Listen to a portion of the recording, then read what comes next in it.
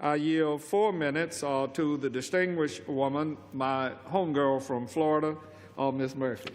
Gentlewoman from Florida is recognized for 4 minutes. Thank you to my colleague from Florida, Mr. Hastings, for yielding.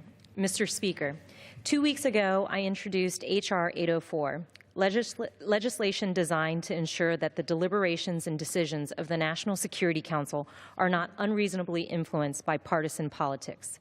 The bill has garnered nearly 130 co-sponsors, including the ranking members of the House Armed Services, Foreign Affairs, and Intelligence Committees. It is my hope that the bill will obtain support from my colleagues across the aisle, because the principle it seeks to vindicate has long enjoyed bipartisan backing.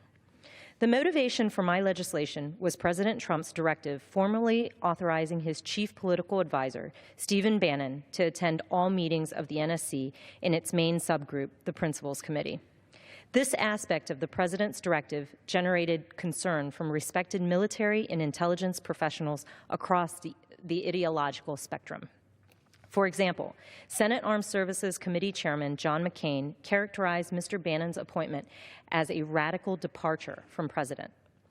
Former White House Chief of Staff, Defense Secretary, and CIA Director Leon Panetta observed that the last place you want to put someone who worries about politics is in a room where they're talking about national security.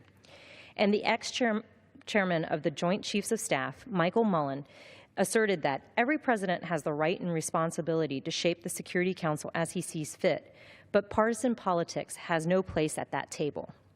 My bill would amend the 1947 law in which Congress created the NSC and established the statutory members of the Council. It would add simple language to provide that no individual whose primary or predominant responsibility is political in nature shall regularly attend or participate in meetings of the NSC or the Principals Committee. I want to emphasize that while I may disagree with President Trump and Mr. Bannon on a range of matters, this bill is not about any specific individual. The prohibition in my legislation would apply whether the president or political advisor in question is Republican or Democrat, and irrespective of their particular party views or personal attributes. At its core, this bill is about fidelity to an American principle.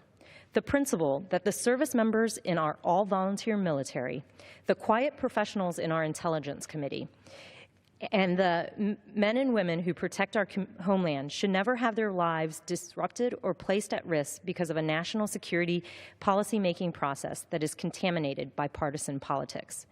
The President is free to obtain political and policy advice from whomever he wishes. However, he should not be free to place a political advisor on the most vital national security policy-making body in our country. Congress created the NSC, and Congress can and should set reasonable parameters governing its membership. I respectfully urge my colleagues to defeat the previous question and to support H.R. 804.